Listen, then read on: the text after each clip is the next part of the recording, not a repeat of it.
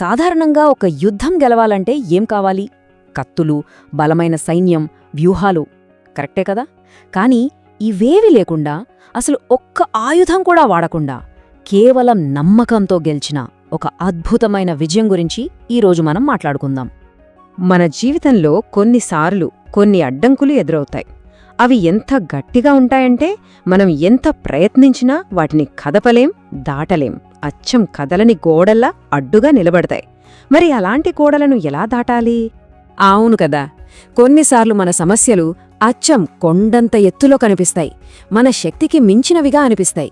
సరిగ్గా ఇలాంటి ఒక పెద్ద సమస్యనే ఒకప్పుడు యెహోషువ ఎదుర్కొన్నాడు. ఆయన కథ మనకొక అద్భుతమైన పాఠాన్ని నేర్పిస్తుంది. ఓకే, ఇప్పుడు చూడండి. యుద్ధం అనగానే మనకు ఏం గుర్తొస్తాయి? కత్తులు, బాణాలు, బలమైన సైన్యం, అవునా? కాని యెహోషువ చేసిన యుద్ధం దానికి పూర్తి విరుద్ధం. ఆయన ఆయుధాలేంటో తెలుసా? నిశ్శబ్దం, కేవలం నడక, అన్నిటికన్నా ముఖ్యంగా నమ్మకం. వినడానికే చాలా వింతగా ఉంది కదా. ఒక్కసారి ఆలోచించండి, ఆకాశాన్ని అంటున్నంత ఎత్తులో ఉన్నాయా గోడలు? అలాంటి గోడల ముందు చేతిలో కత్తి లేదు, కనీసం ఒక్క ఆయుధం లేదు. సైన్యమంతా కేవలం మౌనంగా చుట్టూ నడుస్తున్నారు. ఎవరైనా చూస్తే ఏమనుకుంటారు? ఇది పిచ్చితనం కాక మరేంటి? లాజిక్గా ఆలోచిస్తే ఇది ఖచ్చితంగా ఓటమే. కాని అసలు విషయం ఇక్కడే ఉంది. మన లాజిక్కి, లోకం దృష్టికి పిచ్చితనంగా కనిపించేదే విశ్వాసంలో ఒక గొప్ప అద్భుతానికి తొలి అడుగు అవుతుంది. అవును, అదే అద్భుతానికి ఆరంభం. యెహోషువ చేసిందదే.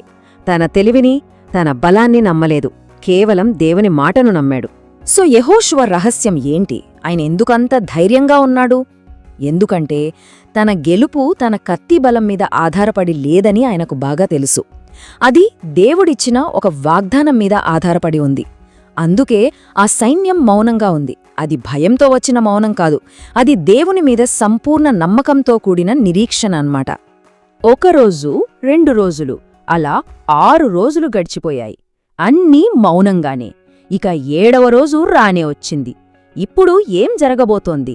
అందరిలోనూ ఉత్కంఠ. ఇక దేవుని ఆజ్ఞ వచ్చింది. వెంటనే యాజకులు బూరలు గట్టిగా ఊదారు. ఆ వెంటనే ప్రజలంతా ఒక్కసారిగా జయధ్వనాలు చేశారు. 6 రోజుల నిశ్శబ్దాన్ని చీల్చుకుంటూ ఆ శబ్దం ఆకాశాన్నే తాకింది. అంతే. ఆ తర్వాత జరిగింది ఒక అద్భుతం. ఒక్క మనిషి కూడా ఆ గోడలను ముట్టుకోలేదు, ఒక్క ఆయుధం వాడలేదు. అయినా సరే ఆ ఆకాశమంత ఎత్తున్న గోడలు పేకమేడల్లా కుప్ప కూలిపోయాయి. ఇది మామూలు విజయం కాదు, ఇది విశ్వాసానికి దక్కిన అసాధారణమైన విజయం. సరే, ఈ కథ మనకు ఏం చెబుతోంది? ఒక్కసారి మన జీవితాల వైపు చూసుకుందాం. ఈరోజు మన ముందు కూడా అలాంటి ఎరికో గోడల్లాంటి సమస్యలు ఉన్నాయేమో? మన బలం, మన తెలివి ఏవీ పనిచేయనంత పెద్ద అడ్డంకులు ఎదురవుతున్నాయేమో? ఇక్కడొక ప్రశ్న వస్తుంది. అసలు దేవుడు ఎందుకు మన లాజిక్కి అర్థం కాని పనులు చేయమంటాడు? దానికి ఒక కారణముంది. మొదటిది, ఆ విజయం మన స్వంత శక్తి వల్ల రాలేదని మనం తెలుసుకోవాలి. రెండవది, ఆ గెలుపు కేవలం దేవుని కృప వల్లే వచ్చిందని మనం స్పష్టంగా గ్రహించాలి. ఆ ఘనత మనది కాదు, దేవునిది అని తెలియడానికే. యెహోషువకు దేవుడిచ్చిన వాగ్దానం కూడా ఇదే కదా. యెహోషువ గ్రంథం 1వ అధ్యాయం 9వ వచనంలో ఉంటుంది, నిబ్బరము కలిగి ధైర్యముగా నుండుము. నీవు నడుచు మార్గమంతటిలో నీ దేవుడైన యెహోవా నీకు తోడయుండును. ఎంత గొప్ప ధైర్యాన్నిచ్చే మాటలివి. కాబట్టి మనం నేర్చుకోవాల్సిన పాఠం ఇదే.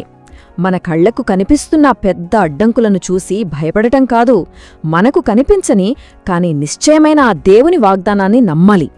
యెహోషువలాగా మన దృష్టిని సమస్య మీద నుండి వాగ్దానం మీదకు మార్చాలి.